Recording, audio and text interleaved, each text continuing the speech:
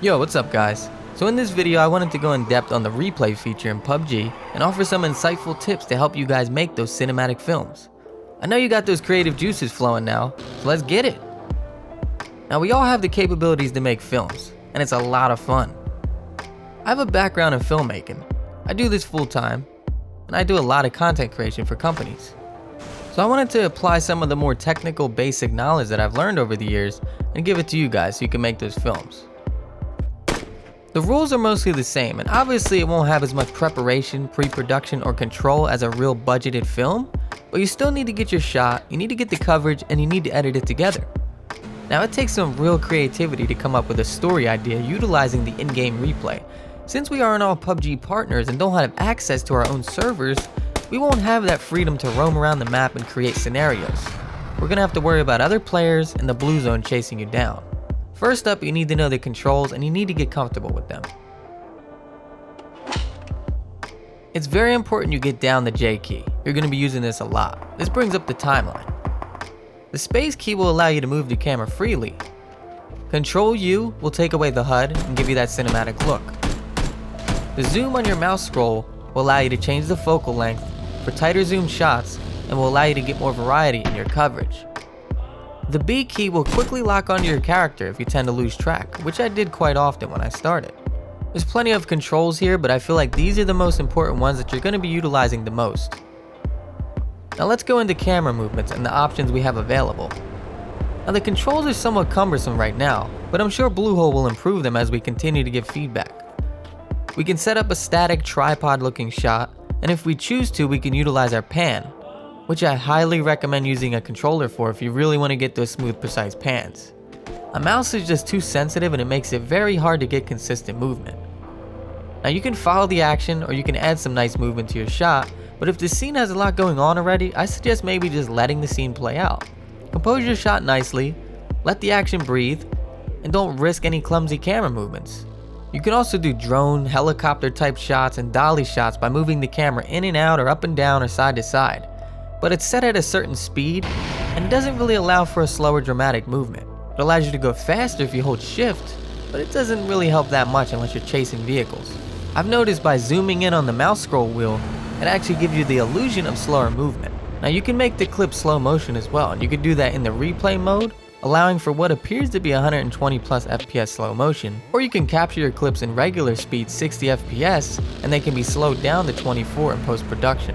We can also switch perspectives in the camera angle as well by hitting C. C will put you in third person mode and kind of give you like a steady cam tracking type of shot if you use it correctly. And B will default into first person, which ultimately will look like a video game. Once you find that moment or that scene you want to capture and you figure out your shot, make sure you pay attention to the time code of that moment. I would go 10 to 15 seconds before that moment and let it play out and frame my shot beforehand. Now that you've figured it out and you've blocked it, you can capture it. This may take several tries to get right. But like I said, you can block the frame out and set it where you want before recording. Now most films and directors utilize what we call coverage. This is paramount in action scenes and allow you to cut around to different angles, making the scene more kinetic and exciting. But that's not to say some of the greatest shots in film history aren't long takes. Sometimes the camera will just follow or allow the action to take place. So it's really up to you, the creator. I just always suggest getting the coverage so then you have them different perspectives and you can use them in the edit if you want to. Making sure angles aren't too close to each other in terms of camera location and focal length is very important as well, so it doesn't look like a jump cut and look very amateur. I usually start with a master shot, showcasing the environment and setting up the scene.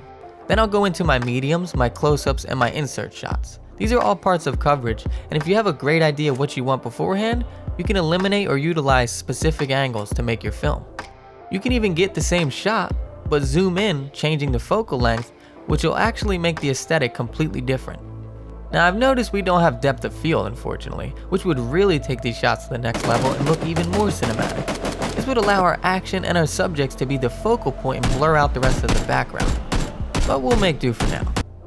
Once I capture the shots I want, I save the last 1 minute and 15 seconds using NVIDIA Shadowplay.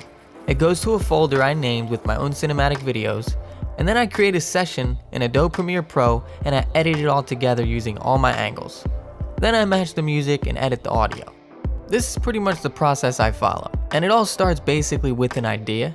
Sometimes I'll have moments that I want to capture in game, and I just play the game and I try my best to capture those moments. Then I make sure that when the game is over, I wait those 3 minutes, or I remember to lock that replay. That is paramount as well. Do not forget to lock the replay. I'm hoping that they add some kind of feature where once the game's over, you can tag that video, so that way you know for sure to lock it, or that it locks automatically once it's uploaded. But for now, we gotta make do with what we have. So basically, you're going to need patience, as the controls can take some time to get used to. Finding the right spot and angle can be sometimes frustrating as well. Also, the movement can be a little jerky without a controller. Knowing your limitations is half the battle, especially in filmmaking. Thanks for watching, guys. I hope some of these tips and techniques I utilize can help you make an awesome film and become a little more efficient. I know we all capture some amazing in-game moments that we want to share, and I would love to see them, so cut your movie up or your scene and send it over. Peace out, guys. Oh, and don't forget to hit that subscribe button, please. I'll have more videos for you.